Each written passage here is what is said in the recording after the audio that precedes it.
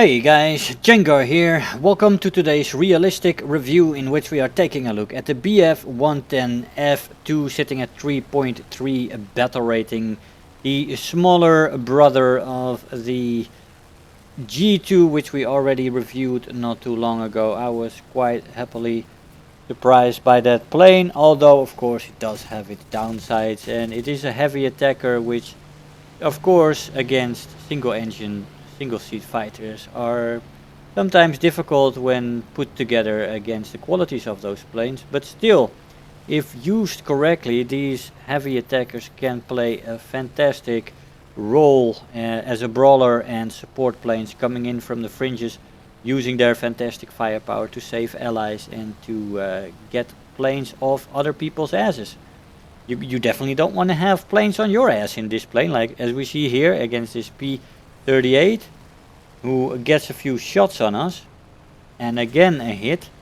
Of course his roll rate and everything is better. He goes up into the vertical as we pull up here, and I hope to get him into my guns here, and he does do that. Which is nice, because you don't want to get in front of this plane. Thank you very much. The maximum speed in this plane at sea level without WEP is 431 kilometers an hour, and with WEP 450 kilometers an hour. At 4500 meters without WEP it's 398 kilometers an hour, and with WEP 414 kilometers an hour. And finally at 6500 meters this plane can go up to 352 kilometers an hour without WEP and 362 with WEP. Only at 6500 meters is this plane as fast as the G2. Otherwise it's a fair bit slower than that plane, which has much better engines than this plane. The top speed in a dive is quite the same, 708 kilometers an hour before it redlines and 765 kilometers an hour before it rips apart. That is not the effective dive speed though, because the control stiffening already starts at 450 and already starts to be noticeable there, and at 550 it's becoming quite severe. Above 600 it is terrible. This plane has terrible control stiffening in a dive, and you definitely will notice when you get in those situations, so be careful there in long dives. The stall speed in this plane is 165 kilometers an hour, which is similar to the G2. The firepower in the plane is excellent. The plane runs with 2 times 20mm MGFF M cannons with 180 rounds per gun.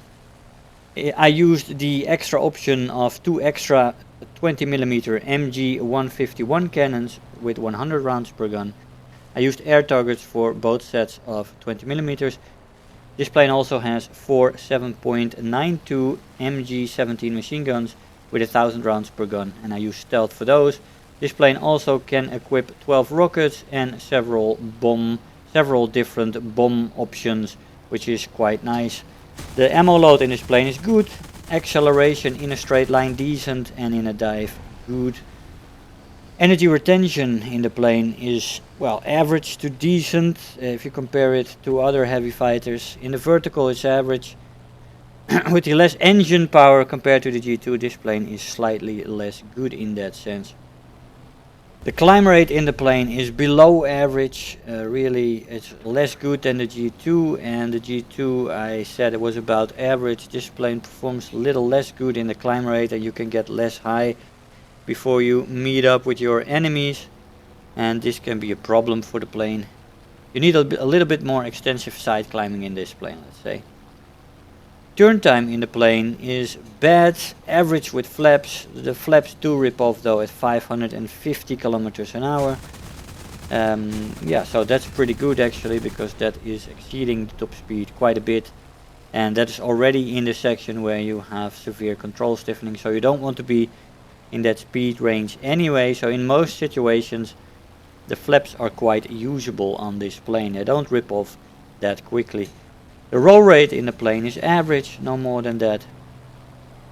Compared to most single engine fighters, this plane of course will be in the disadvantage when rolling against other planes. As you saw against the P-38, which is already a plane which doesn't have the best roll rate, is also considered a pretty heavy fighter, although it is a single seat, but it is also double engined. That one though is more similar to single engine fighters. But that thing already outrolls you easily against planes like this. Maneuverability overall I would call average. Overheating in the plane is very present, and it does take a bit to cool off as well, so be aware of that. Here we only get a hit on this P-47 unfortunately. Durability in the plane is very good. It can soak a lot of damage, but the engines do get killed pretty quickly. And although in the G2 it was quite possible to fly on one engine, although you know, with trouble you could get home with an engine. With this plane it is more difficult to get home with one engine, and yeah, there is that. A little less engine power on this plane, and it does make a difference. You do more easily crash in this plane with one engine.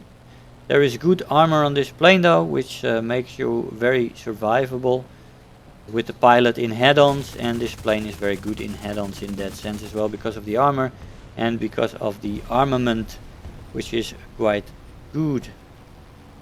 Now overall I would say this plane is just like the G2, mainly usable as a brawler slash support plane. You want to run through enemy packs who are attacking your allies, and you want to use this plane coming in to help your allies out. You don't want to be the focal point in a turn or dogfight, because that is definitely not what you want this plane to be. It's not good in any of the original roles that you have, like turn fighting is not a turn fighter, energy fighter is definitely not good as an energy fighter, and a boom and zoomer with this control stiffening is not good as a boom and zoomer either. So you can't really use it in those roles. You can use it to get up to altitude and attack bombers first, and after that use this plane to support your allies, which it does pretty nicely, and hopefully you have enough allies around that will actually pull the attention of your enemies, and then you can have a lot of fun in this plane, let's say. But the moment it becomes the target of single seat, single engine fighters, you will have problems to stay alive. You do have a turret though if you get into trouble, which can help you to survive, but it is only a 7.92mm machine gun in the back there, and we get some hits here. We should really have gotten this Spitfire as well. I was ignoring the guy on my tail though, which was a bomber, the SBD3, and he does actually get me with his twin 50 cals, unfortunately. 3 kills in that match though before we died. Hey guys, so here we are after the match. Now the flight style of this plane is quite similar to the G2, although that plane has a little bit better climb rate, the engine power is a little bit better. A little bit better in the performance as well there, and it's faster, but so this plane is a little bit less. Of course it has a little bit less battle rating as well. The guns are better on the G2 as well, with MG 151s in the standard setup as well, with a much better ammo load than what this plane has to offer. So there is a significant step up to the G2, and I think maybe this plane should be 3.0, but it might make the difference between the two planes clear in a better way than this 3.3 to 3.7 battle rating difference, because this plane is, you know, noticeably less good than the G2. But oh well, they put it at 3.3, the G2 is at 3.7, and the C7 is at 3.0. I haven't flown the C7 out yet. It apparently has a different engine compared to the C4 that was here before. So I'm gonna have to look at that as well and see if that should be 3.0 or it should be better at 2.7. But yeah, we'll have to take a look at that. The F-2 though, it's a good plane, it's a strong plane, it's a support plane, mainly that can, well, brawl a little bit, you know, with its firepower and its sturdiness. But other than that, if you get the focal point of another fighter, then you are most likely dead, most of the time. Unfortunately, but that's the way it is. Guys, I hope you enjoyed the video. I want to thank you all for watching, and I'll see you guys next time. Bye bye. If you're new here, make sure to hit the subscribe button, become part of this community, If you are already a subscriber, don't forget to like the video, to leave me a comment, and if you really feel like helping out today, make sure to share the video with your friends and let them know about the channel.